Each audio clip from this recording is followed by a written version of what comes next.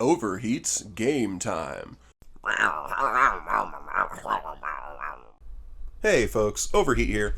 I just wanted to throw this little opinion piece out about the hitboxes. I've been doing a lot of hitbox videos, and I've been seeing some posts in some forums and stuff where people are upset about the way the boxes look, and they think that, insert character here is going to be crap because of hitbox Y or hurtbox Z, and I just kind of wanted to put my own 2 cents on it. I've been playing fighting games obsessively for well over 20 years.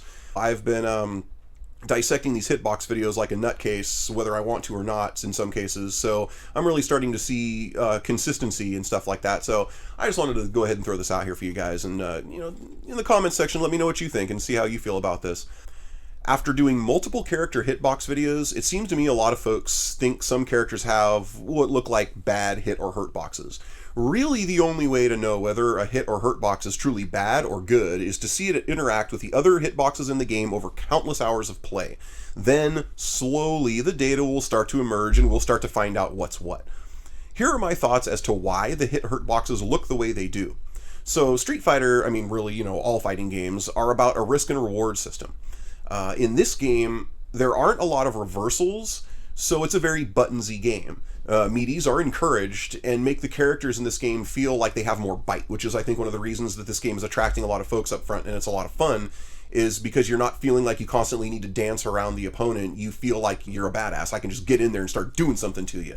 If you play against an opponent who has matchup knowledge, however, you better be really careful when you start whiffing normals. You better pay close attention to where you're doing your heavier attacks and whether or not they're blocked. You better make sure you don't become predictable with a certain move or a certain button. Because if you become lax in any of those duties, the way these hurt boxes are set up, your opponent is rewarded for that with a nice, juicy area to punish. And in a worst case scenario, you might get crush countered. So when you're just looking at the hit and hurt boxes, I can see why some of them might look bad.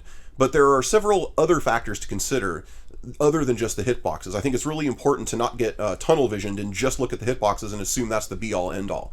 Because there's, first and foremost, the speed at which these moves come out and the frame data that's attached to that. There's no way you're going to sit there in a match and just see a move that starts and finishes in less than half a second and punish that shit on a reaction. If your opponent becomes predictable with the move, that's another thing. These moves may look easily punishable when they're slowed down to 800%, but what you are seeing is there and gone so fast. Well, that's why I'm doing these slowdown videos. Positioning and distance also make a huge difference. As has long been the case with all fighting games, some moves which seem horrible at certain ranges for any number of reasons can suddenly become godlike when done at the proper range. That's why the hurt boxes are the way they are in this game. You damn well better put that move out where it belongs and not just spam it, or else you're going to pay. Just as easy as that. Take a look at Nash's crouching medium kick, for example. I've got the video up already, go ahead and check it out. There's a huge hurt box that surrounds his legs, but you're never going to be able to take advantage of that thing if your opponent only uses crouching medium kick at the proper distance and timing. There's just nothing you can do. It doesn't matter how open it is if he's not using it improperly.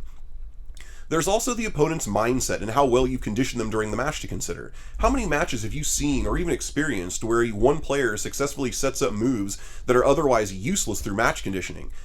Moves that suck can still serve a purpose even if it's a long shot. Sometimes long shots win games. Sometimes. And again, a lot of this stuff can be applied to all fighting games, but I think that's what separates all fighting games from each other. That's why they're not all the same. Regardless of all this babble, just keep in mind as these videos come out or as you watch more of them, you're going to see a lot of hitboxes that look weird. Like, for instance, a Bison Standing Light Punch has a great hitbox, but it only extends out to where his wrist is. So if you hit someone with his fist, it doesn't actually hit. So you might be asking yourself, why would that be good? It should be covering his fist. Well, if you compare it to how far out his hurt box extends before, during, and after the move, he's never really at a huge risk. Chances of trading are even minimal if you're using the move correctly. Other hitboxes extend past character limbs. Sometimes hurt boxes extend far past the character's body, and that creates these weird situations where it doesn't seem like you should be getting hit, but you do get hit.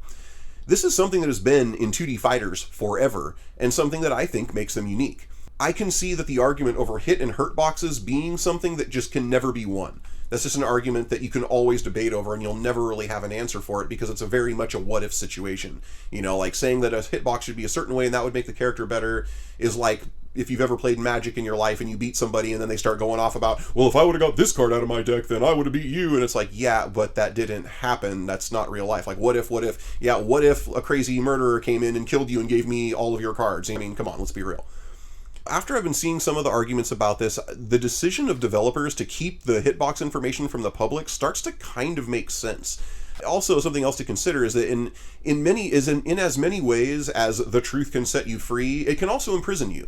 I mean, once you've seen some of these hitbox videos for a move, you're going to be less likely to try to experiment with that move in an unorthodox way to try to find some unique use for it, which was one of the fun things about these games when you didn't know what the hitboxes looked like, is you would always try to mess with moves and try to find something weird, and a lot of times you did, and theoretically you can say, well, the hitbox image should tell you whether or not you can do something weird with the move, and that's kind of true, I guess, but I don't know. I just feel like knowing the hitbox videos and thinking that that's all that matters can be restraining in your ability to be a really good player. Yeah, folks, that's just kind of where I sit with the whole hitbox, hurtbox thing right now. They don't bug me at all because I don't see any one character having an inordinate amount of unfair hitboxes versus hurtboxes than any other character. Granted, I haven't even done half the cast yet, and maybe I'll change my mind about a specific character, but so far I haven't seen anything that makes me go, oh, Jesus, that's fucking terrible, or oh my god, why is everybody not just playing that character?